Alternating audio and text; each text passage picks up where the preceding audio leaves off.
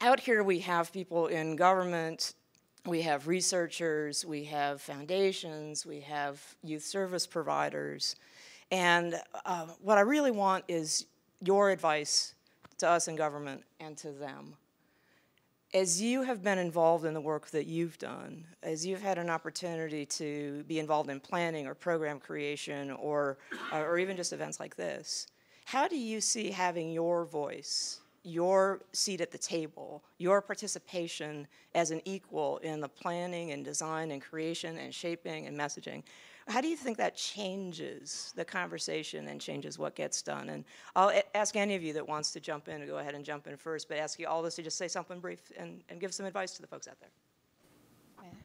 Sure. Well, first off, from a youth perspective, it's very empowering to be able to sit at the table and be able to have input into, the future of the youth that are going to go through or possibly not go through, not have to go through the things that we're going through right now. I say that because we're there, we humanize a situation that kind of seems distant to a lot of people. It's like, you see youth in the streets and you're like, oh, poor them, or you're like, wow, I wonder what they did to get there, and it's like, when we're actually there, it's really hard for you to not be honest with the fact that if I was your niece, if I was your daughter, if I was your son, if I was your cousin, you would not want to see me in that situation. And so,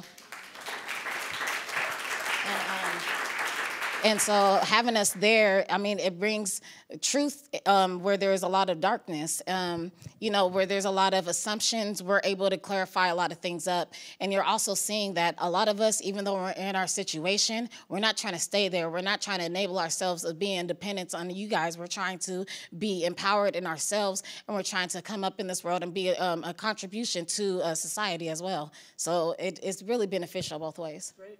Who else wants to chime in? Yeah, go ahead. Say, like what Violet's saying, if you put a face on the movement, it definitely changes people's minds a lot faster, especially when I've been working with legislators, and I know that when I'm like, hey, I'm a trans guy and I'm real, and they're like, oh, okay.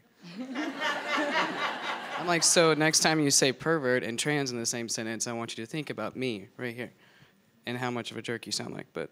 Yeah,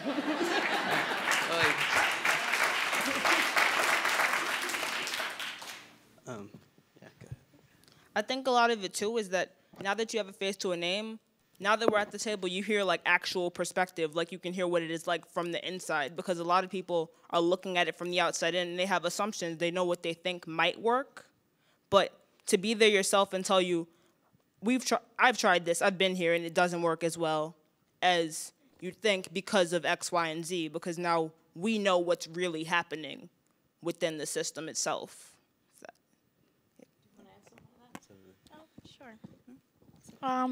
Well, to me, this is like a big opportunity just because, it's time for, I guess, for all four of us to kind of implement, and we're like the opportunity of a voice for other youth that are in this situation, and an opportunity for us to change that. So it's, to me, it means a lot for us to be here because, us being here is not you guys. We appreciate how much you care and you guys knowing that it needs to be changed. But us coming out here and actually tell you guys from experience and telling you guys what we need, it's like, all of us coming together so you guys could see it's something that's really need to be done, and for everybody else, to see that it needs to be changed.